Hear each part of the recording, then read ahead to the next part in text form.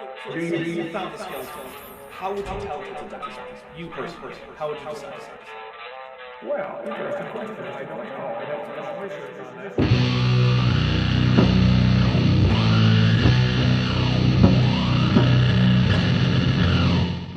Hey there, YouTube, the Dapper Dinosaur here. Today we're embarking on a new journey with a new creationist, or at least he's new to me. The man of the hour is one Doug Batchelor, who runs Amazing Facts, a Seventh-day Adventist apologetics ministry that, as we'll see, has a definition of fact that is, shall we say, idiosyncratic. Also, as a side note, do creationists know that they're allowed to use noise reduction in their videos? It shouldn't be my job to make them sound good. But since they're going on my channel, I might as well make them bearable to listen to. Also, for some reason, Doug seems to be really fond of the pregnant pause, and it occasionally gets obnoxious. As a result, there may be some jump cuts here and there, and they are just to edit down his crazy pauses. If I skip anything else besides preaching or prayer, I'll let you know what it was and why I skipped it. Oh well, let's hear from Doug. I'm going to be talking with you about the subject of creation, evolution, and logic. Fascinating. And the reason for that title is because you can't be secure in life if you don't know something about three things. Where you've come from, The Central North American Desert in the Jurassic period, what you're doing here, exposing anti-evolution pseudoscience. and where you're going. Currently, I'm thinking about going to bed. These are foundational truths. They're questions. If this guy can't even tell the difference between a truth claim and a question, we're in for some trouble. That really help in life, to have some knowledge of where you've come from, what you're doing here, and where you're going. Well, I think I've got that covered, so that's a relief. Had an interesting phone call at the office this week. An 87-year-old man called, and I'm not even sure, I didn't ask Bonnie, did he see the programs or something? Is that how he found out about us? Anyway, somehow he found out about us, saw the name Batchelor, called Amazing Facts. Turns out he grew up with my father, and he's a relative. He's a cousin. Finding long-lost cousins is cool and all, but, we getting to a point soon? And he just began to tell me all kinds of things about my family, and I called him back, and I plugged him in with other members of the family. One trick is to tell them stories that don't go anywhere. Like the time I caught the ferry over to Shelbyville. I needed a new heel for my shoe. So I decided to go to Morganville, which is what they call Shelbyville in those days. So I tied an onion to my belt, which was the style at the time. Pictures of Now, my dad I've never to take seen, the and I ferry sent him cost some a pictures, and nickel, he was so and excited. those 87 years days, old. It's clear as Nichols had he could be. pictures of Bumblebee And on them. I thought, why was that so precious to me? How does that change my life? By giving context to the life of someone who was or is very important to you. All of us want to better understand something about our roots, where we've come from, because it gives you direction, it gives you purpose, it gives you an origin. And we're living in a world today where a lot of people believe that there is no purpose to life, that we have come from nothing and we are going nowhere. Oh, we're just setting up an argument from consequences. Got it. Well, let's hear it out, then point out why it's stupid for multiple reasons. Isn't that really what evolution teaches? No, it teaches that populations of biological organisms change the allele frequencies of their genomes over time and can lose or gain genes, and that this results in changes in the phenotype and genotypes of those organisms through time as a result of mutation, natural selection, sexual selection, genetic drift, and epigenetics. It also teaches that over time a population can diverge into new populations which can become new species, and that ultimately all species on Earth came about through these processes plus a few more I left out for the sake of brevity. It has nothing to say about how you should live your life, what the good is, or whether turkey or ham is the better sandwich meat. If there is no God, of course that's atheism and evolution. Nope, it's just atheism. Evolution has nothing to say about if a god exists or not. You can be a theist who accepts evolution, like most theists, or you can be an atheist who rejects it, like Fred Hoyle. If there is no God, and things all happen totally by accident, why do creationists pretend that everything about the natural world would be probabilistic without God? Much of physics is quite mechanistic. Oh well. Then there is no purpose to life, and then you die and you go nowhere. Purpose is something that you give yourself. Even if there is a God happy to provide you a purpose, you still have to choose to make that your purpose. Sure, without a God, one possibility for an easy purpose to choose is gone, but your requirement to choose a purpose remains. As for an afterlife, that also does not depend on there being a God. Ghosts could be real and God not. Indeed, much of Buddhist thought is non-theistic, but they also believe that the self can continue after death through reincarnation. We've come from nothing and we're going nowhere and life has no purpose. Even if that were true, it's an argument from consequences. Don't believe in climate change? That would mean that maybe there would need to be policy changes and long-term changes in your lifestyle. Don't believe in cancer? Then you might have to worry about getting it. That does not follow. If life has no meaning for you without a God and evolution being false, which are separate propositions, mind you, then that doesn't make a God exist or evolution not exist.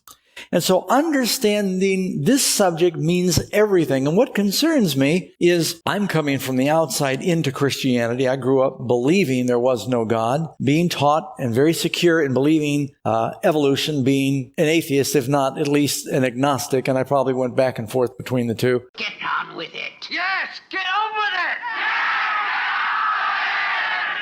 with it. Get on with it. To a position where now I believe firmly in divine creation, in a recent creation. I'll give you reasons for that. And it changed my life. It gave purpose to my life. After this, he talks a bit about hitting Alt F4 on his own life processes, and since that's neither relevant nor YouTube friendly, we'll skip it. I believe in creation now, not just because the Bible teaches it, because when I first read the Bible, I tried to fit evolution in with the Bible, because I was sure that you just had to be an ignoramus to believe in divine creation, because I couldn't explain it. In general, divine creation? No, I wouldn't say that. But to believe in young Earth creation style special creation with a flood some 4,400 years ago, yes, you would have to be an ignoramus. In the literal sense of someone who is very ignorant. I also want to note that once again, we have someone who converted to Christianity, and then only after gaining that motive to reject science, becomes a young Earth creationist. Weird how we never get people convinced first by all the mountains of scientific evidence, only to then discover that Christians were teaching that very thing. But the more I've studied, the more illogical evolution seems to me. And I've come where it's the only thing I'm left believing. It's, to me, the best answer scientifically. See, this is just a pragmatics problem. What does the word "it" refer to there? Creation? Evolution? It's not really clear. I believe that there are good reasons in geology, biology, archaeology, paleontology that all support creation. I would love to hear them, but it's been a lot of talk and not a lot of evidence so far, Doug. And I'd like to look at some of these things with you. I believe, in fact, that it does take faith to believe, a certain amount of faith, in creation. I believe it takes much more faith to believe in evolution. Well, if by faith we mean believing things for bad reasons, then yes. The whole thing is faith. Because there is literally no evidence for young Earth creationism, and literally actual physical mountains of evidence precluding it.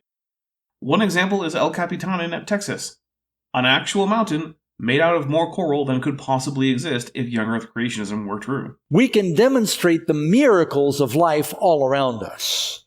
We are surrounded with abundant evidence that life is miraculous in the systems, in the relationships.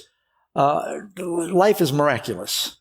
Ah yes, nothing like mutualistic symbiosis could possibly exist. I mean, it's not like something that favors the survival and reproduction in more than one species could be selected for by natural selection. But let's get into an example.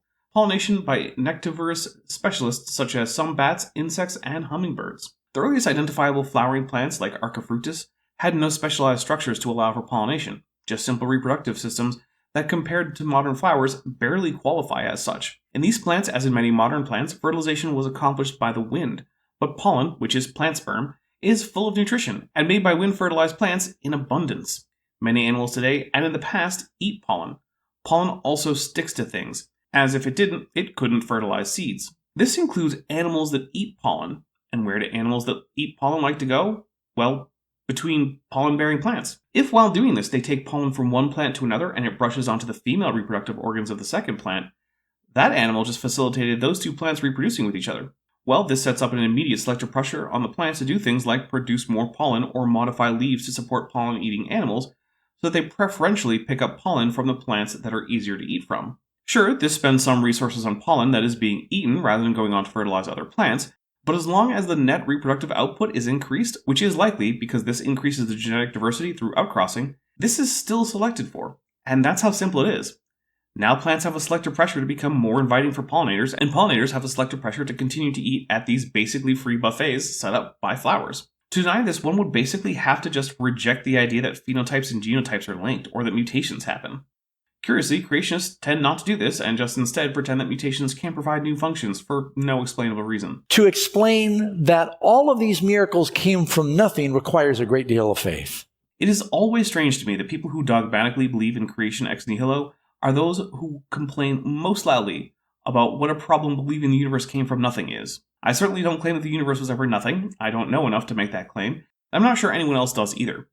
But also, evolution isn't dependent on any particular cosmogenic scenario. Once the universe is in a state where it has biological organisms, evolution is off to the races. How it got to that stage is irrelevant to evolution. Just like exactly how one grows broccoli and semolina wheat and how one makes cheese is irrelevant to my recipe for cheesy broccoli pasta. If I have the ingredients for my pasta, the exact manner those ingredients were created makes no difference to my ability to cook a pasta. Why are evolutionists so passionate? And why am I passionate about science? Well, for one thing, nothing has done more to increase the well-being of humans in human history than science. Most people on Earth wouldn't be allowed if not for science helping heal their injuries, cure their diseases, and allowing high-yield farming to feed them. And the thing is, evolution helps with this. It helps direct research on pathogens based on prior research on related pathogens. It helps scientists model the spread of diseases like the recent pandemic. I'm sure my audience remembers. It helps scientists create new crop strains and far more effective pesticides that are safer for humans and more dangerous for pests, etc. I also feel some resentment for having been lied to by creationists for the most impressionable years of my life. Also, I've had a lifelong passion for learning, and one of the great things about science is that there's so much to learn that I can spend my whole life learning about it and not even be close to running out of things to learn. And not only that, but the things I learn are actually, well supported by evidence. Not that I don't also like investigating the lore of fiction, but there's something much more immediate and compelling about investigating the real world.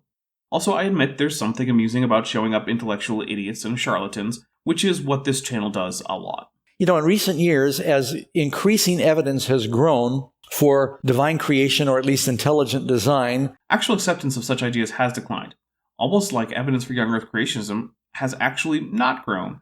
And the only way to think that it has is if you're in the little bubble of young Earth creationist propaganda. Atheists, I was doing a little more study this week in preparation for the message, and the vitriol and the anger that evolutionists and atheists have against creationists is palatable. I can't speak about atheists as a group, since, well, they're not really one in any meaningful sense. I can say this, though. It's pretty easy to hate misinformation, especially when it harms people. Creationism is associated with broader science denialism, like anti-vax conspiracies, climate change denial, and faith healing. Unlike just believing something silly like the Earth being 6,000 years old, rejecting the science on these things can directly kill not only the person who believes them, but also others with their ignorance. Like those who cannot get vaccinated because of weakened immune systems, or the poorest people in the world who are least equipped to deal with climate change, or people who need real medical treatment only to go to some quack faith healer to get fake spiritual surgery, all while their disease is progressing untreated. Once you believe one conspiracy theory, like young Earth creationism, you're likely to believe more, like that Dr. Fauci is a New World Order plant trying to kill off the population with Bill Gates' microchips and vaccines, or other similarly insane conspiracy theories. This isn't some little game to play with the ignorant. Real people have their real lives on the line when it comes to pseudoscience.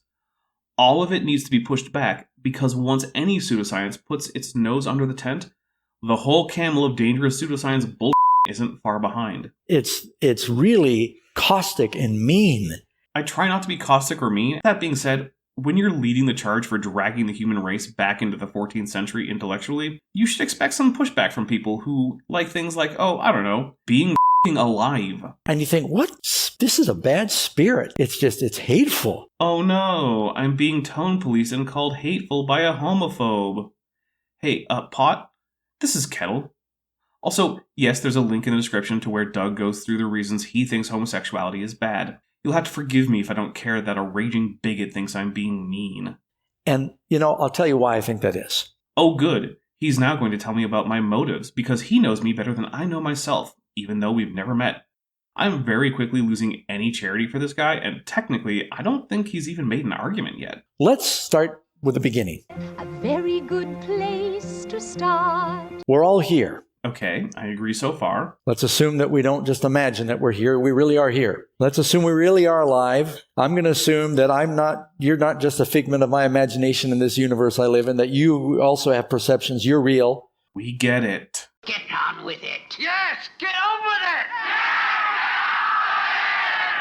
it. Get on with it! How did we get here? Yeah, we're like 5 minutes into the speech, and we're finally getting around to the point. If it is by design and there's a God, then that means that we are accountable to God and we will give an answer to God someday for the lives that we live. That doesn't follow at all. There could be a God who just doesn't care about what you get up to. That a God exists doesn't make it the Christian God.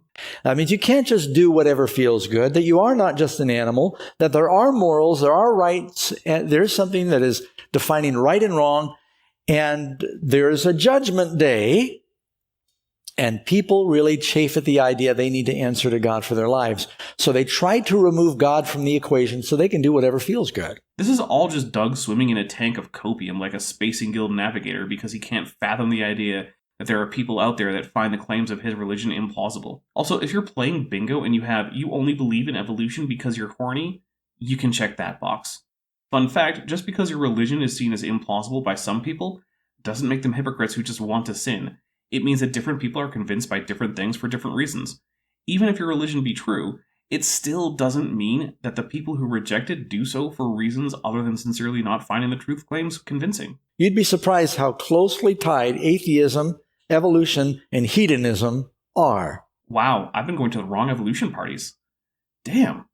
I'll have to ask Hedonism Bot where the cool evolution parties are next time. I apologize for nothing. So, looking back just 1 century, it's still amazing to us that you could have such a sophisticated, intelligent, educated people as the German people.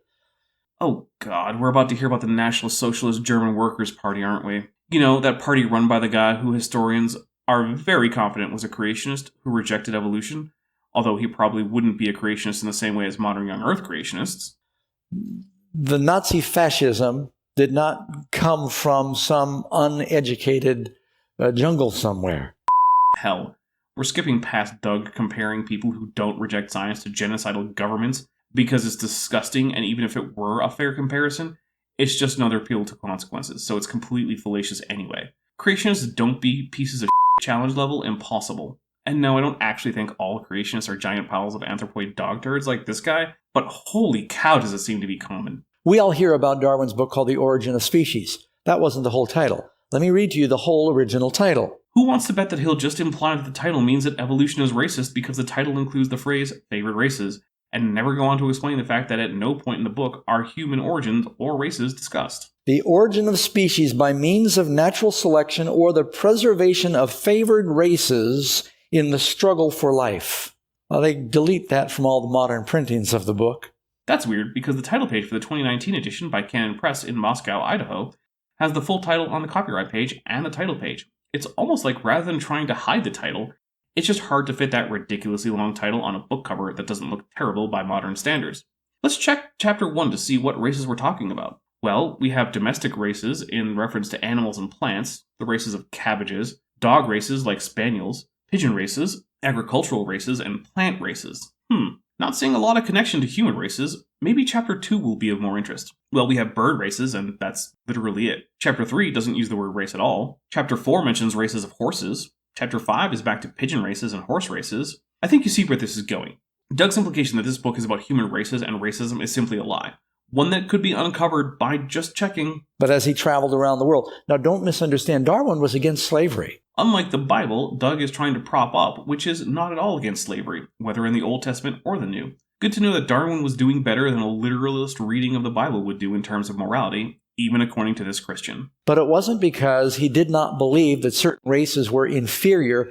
He was against slavery because he loved animals. No, he was against slavery because, while thinking of other races as inferior to his own, the ubiquitous position at the time, he thought that all humans were of a dignity too high to be subjected to the abuse and degradation of slavery. In The Voyage of the Beagle, Darwin compared a woman favorably to a Roman matron for her refusal to live as a slave. We also get this famous passage, quote, "While staying at this estate, I was very nearly being an eyewitness to one of those atrocious acts which can only take place in a slave country. Owing to a quarrel and a lawsuit, the owner was on the point of taking all the women and children from the male slaves and selling them separately at the public auction in Rio. Interest and not any feeling of compassion prevented this act. Indeed, I do not believe the inhumanity of separating 30 families who had lived together for many years even occurred to the owner. Yet I will pledge myself that in humanity and good feeling he was superior to the common run of men. It may be said that there exists no limit to the blindness of self-interest and selfish habit. I may mention one very trifling anecdote, which at the time struck me more forcibly than any sort of cruelty. I was crossing a ferry with a Negro who was uncommonly stupid. In endeavoring to make him understand, I talked loud and made signs, in doing which I passed my hand near his face. He, I suppose, thought I was in a passion and was going to strike him, for instantly, with a frightened look and half-shut eyes, he dropped his hands. I shall never forget my feelings of surprise, disgust, and shame at seeing a great, powerful man afraid to even ward off a blow directed, as he thought, at his face. This man had been trained to a degradation lower than the slavery of the most helpless animal. Darwin was a racist by any reasonable modern standard, but he absolutely did not hold that humans of other races should be regarded at the level of brute animals, and explicitly found it disgusting that slavery should lower them to this level of consideration or worse. But again, if Darwin had in fact been the biggest racist in all of history, that wouldn't make evolution false, because evolution isn't some revelation that relies on the character of the prophet who revealed it. It is a scientific theory that is supported by hundreds of thousands of pages of data, experiment, observation, etc. No amount of character assassination of Darwin, no matter how accurate or inaccurate, can do a single thing to challenge the validity of the modern synthesis in evolutionary biology. He traveled around the world. He was a naturalist. He loved animals. He thought we should be nice to the animals. Weird then how he killed animals basically everywhere he went for the purpose of taking them back to England as specimens. But he definitely believed that the Aborigines that he saw in Asia, in Australia, and many of the islanders through the Pacific were inferior in they were not as fully evolved as the Caucasians. Inferior, yes. Less evolved, no. He knew that they had been evolving just as long as his English countrymen had, but they were adapted to different environments, and all through the literature on human racial differences from the 19th century, we see the differences attributed to things like climate, which causes people to develop differently. It does not really make sense to say that among two closely related groups, one is more evolved than the other. Both have been evolving for the same time, just in different environments. It's also important to know that it's modern evolutionary biology and population genetics that have finally dispelled the nonsense of scientific racism or race realism or whatever the racists are calling their ideas today. It certainly wasn't someone waving a Bible around that did it. So that's at the foundation of a lot of racism in the world today. Literally the opposite of what's true, much like the rest of young Earth creationism. Now, I believe in intelligent design. I always love it when young Earth creationists embrace intelligent design because ID proponents like the Discovery Institute like to keep young Earth creationism at arm's length while pretending to be scientific, which they were shown not to be in court. They like to pretend that they're following the data to places that scientists won't go and that it has nothing to do with religion, all while circulating the internal memos about getting secularism out of government, taking funds from Christian nationalists, and employing actual young Earthers. Then here comes other young Earthers just embracing the material, making it even harder to maintain the facade of science. Intelligent design says that wherever you see some sophisticated design, there must be an intelligence behind it. Sure, but it's not always clear that what you're seeing is a design in the teleological sense, as in a design being something that a designer made. We sometimes call natural phenomena, like fairy circles, snowflakes, or horses, designed, but that's only by analogy. So if something is actually designed, then it's tautological to say that it had a designer. But it is completely illogical to then say that anything that looks like it could have been designed must actually have been designed, and so had a designer. Keep in mind, back in the days when evolution was born, we had very humble scientific instruments. We didn't have the laboratories we have today. Microscopes, when they would look at a cell, they saw what we call a single cell. They could not take the hyper-powerful super electron microscopes that we have now and look at a cell and see all the incredible complexity in that cell. And now we do, allowing scientists to get an even better grasp on what's going on in biology, which has obviously diminished confidence in evolution and increased confidence that it had to be magic, right? Oh, nope. Whoops. Evolution is now more firmly established than it was even decades after Darwin's death.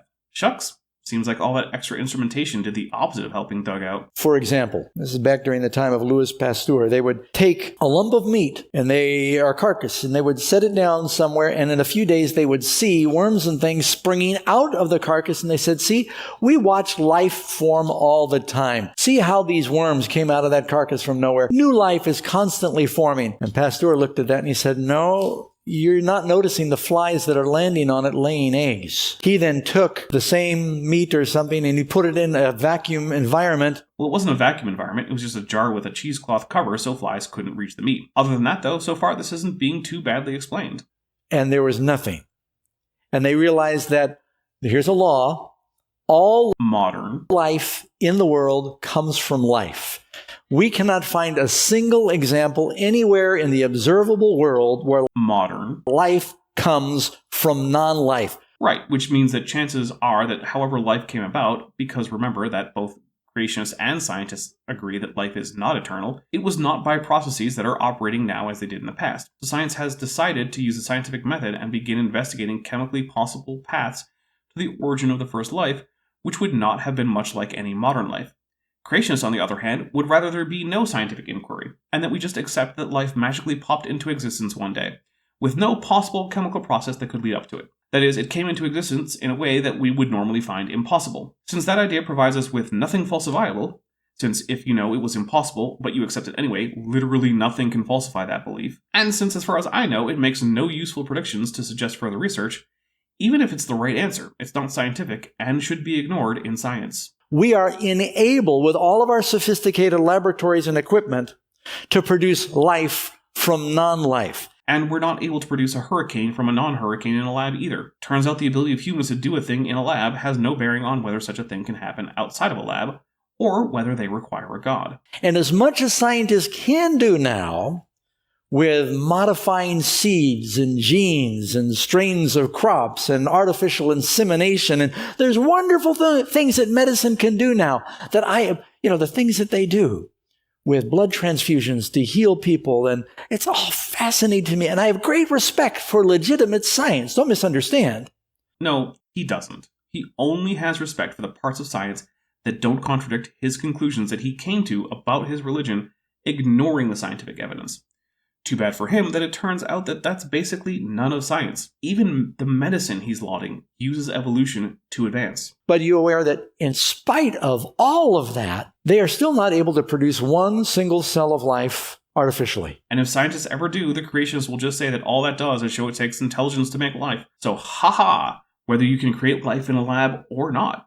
Either way, it proves that it needed God to do it the first time. They say it happened all over the world spontaneously. Who says that life formed all over the world? I've never heard that advocated for by a scientist. I love a citation, but I feel like I won't get one. Without any intelligence. That part, yes. But it takes intelligence to have interworking systems and organization and life. Does it, though? Because we have seen the evolution of interworking systems in life in human history. Look at tetherin antagonism in HIV by the VPU protein that evolved probably in the 1950s or so, when HIV evolved from SIV. Or, for a more recent example, in viruses, look at the ability of COVID-19 spike proteins to attach to human cell membranes, which happened sometime in 2019. Did God step in to create these new viruses by tinkering with their ancestors? I mean, I guess we could say that, but the changes are easily explicable with traceable mutations, so there's no need to invoke God. Point number 3, the complexity of life. There is so much complexity. I just alluded for a moment ago to a single cell. Now, when we take our high-powered microscopes and we look at a single cell, where once we saw what you see when you look at an egg.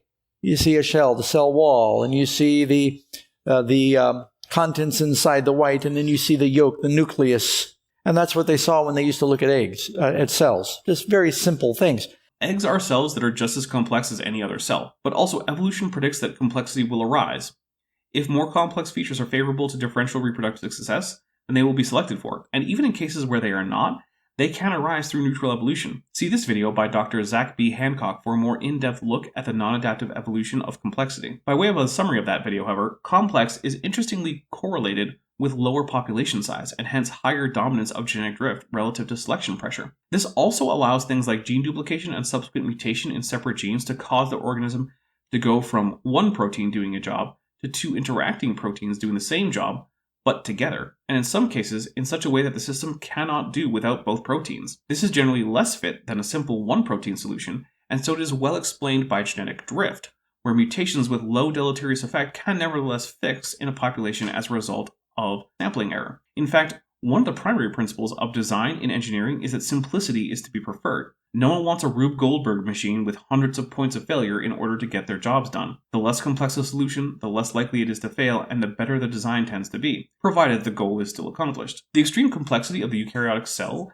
is far from the hallmark of incredible design. Rather, it is demonstrative of the slapdash manner in which evolution tends to proceed when natural selection is relaxed even a bit relative to genetic drift. Now we know with our microscopes there are worlds. There are cities that are moving and swimming inside a single cell. There are machines. There are transportation systems. There are communication systems. There are chemical systems all within one cell of life. We know that the DNA, the reproductive system that it has inside a single cell that triggers when it should split and reproduce itself, is extremely sophisticated. Do you think this guy knows that saying, look at the cells, isn't really any more compelling than look at the trees? That things are neat or complex is not on its own evidence for design or God. That's just an argument from incredulity. Doug can't see how anything but a super smart guy could cause a cell to exist. Therefore, he rejects all other options. Well, it turns out that neither Doug's nor anyone else's refusal or inability to understand science makes science wrong. One scientist put it this way: picture New York City at rush hour. I'm serious. Think about New York City at rush hour. I've been there. Grew up there. Did you drive much in the 20th century, Fry? Nope. No one in New York drove. There was too much traffic. You've got more happening under New York City at rush hour than you have happening in all of Sacramento during the day. Burn on the capital of California, I guess. It's very busy. You've got not only the subways going, you've got the plumbing that goes underneath the city, and you've got the fresh systems and the sewage systems, the electrical systems, and the... Jeez, we get it. Get to a damn point already. I'm skipping the rest of this analogy until he makes a point. I have to suffer through it, but I won't make you do that. He just ends this rant by saying that cells are busier than New York during rush hour, which I don't care to verify or dispute. Now, what are the chances that lightning could strike a puddle 4 billion years ago, pick your date, it doesn't matter, and produce spontaneous cells of life? Roughly zero, which is why no current hypothesis for the origin of life involves life popping out of a puddle after a lightning strike. Imagine if creationists actually had to argue against real science instead of the straw men they erect in its place. If it is that simple, why can't we reproduce that scientifically? It's not that simple, and to my knowledge, the current goal of no origin of life research is to create life de novo in a lab. The science isn't at that point yet, and I think that there are ethical concerns to be hashed out about creating life in a laboratory. But further, the inability of humans to recreate a natural phenomenon does nothing to tell us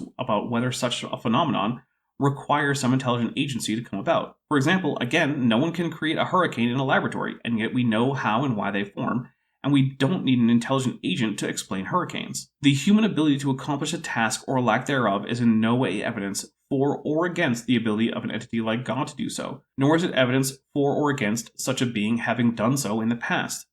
It's simply a non-issue. It should be ignored by all sides in such discussions as these. Why would we teach as fact something we cannot demonstrate scientifically? To my knowledge, no one is teaching as a fact that life started with a lightning hit a puddle. That being said, we know more now than ever about the possible routes by which life came about, and the research is looking promising. Further, we have overwhelming evidence of the great antiquity of the Earth and the lesser antiquity of life on it, and even good indications of when life became somewhat common on Earth, as well as the fact that it by all appearances did not exist when Earth first formed. The only reasonable conclusion to make from a scientific standpoint is that life developed on Earth between the formation of Earth and when we first see evidence of life in the geological record. On the other hand, we don't have any empirical evidence for miracles, nor does God seem like the kind of thing that could be investigated that way anyway, what with the ability to simply hide perfectly. So that option is completely unscientific. Isn't that unscientific? No. If we say, oh yeah, this happened, this we know, all right, show me. As a general rule, I can't show you the formation of intrusive igneous rock in a lab. Does that mean that magma doesn't actually intrude into rock layers, then slowly cool? Of course not. This is an absurd standard of evidence. And note that if you ask him to show you God in a test tube, he'll decline. Rules for thee, but not for me, isn't how science works. We have not been able, they've zapped amino acids and they've arranged certain proteins. They haven't created a single cell of life in a laboratory. I'll translate that for you. What he means is, oh yes, scientists have shown how basically all important biomolecules can form abiotically in prebiotically relevant conditions, but they have not as yet assembled them into a new life form. And yeah, that's true, but so what? And further, this talk is entitled Evolution, Creation, and Logic. And guess how much prebiotic events have to do with the diversification of life over time, which is basically what evolution is. That's right, they have nothing to do with it. Even if life couldn't form on Earth in any naturalistic way, that doesn't actually do anything to negate the knowledge we gain about living things from the study of evolutionary biology. Evolutionary biology doesn't depend on any particular origin of life any more than the oxygen theory of fire depends on how fusion works. If you have life, you get evolution. If you have free oxygen and fuel, you can get fire. Where the life initially came from, and where or how the oxygen initially formed, doesn't matter. I sometimes use the analogy of a recipe, like I've already done. You don't really need to know exactly how wheat farming works in order to know how to bake bread. In fact, if you were struggling to get baking right, you'd probably find someone incessantly telling you that unless you have an in-depth knowledge of nitrogen fixation in wheat fields, that you'll never successfully bake bread to be obnoxious in the highest degree. All life comes from pre-existing life. And to have life, I got a little illustration here I want to... Hey Doug, you're allowed to finish sentences, my guy. What is this from? Can I help you? We got on a detour off the highway and cell service around here. Got your family with you? Yeah. I was wondering if you could point me in the direction of the highway. Not a problem. A sophisticated piece of equipment they don't make anymore.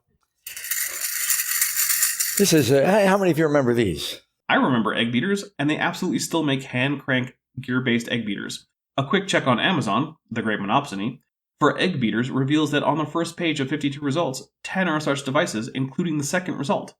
Not everyone feels that all devices need a plug to work. I happen to be one of them.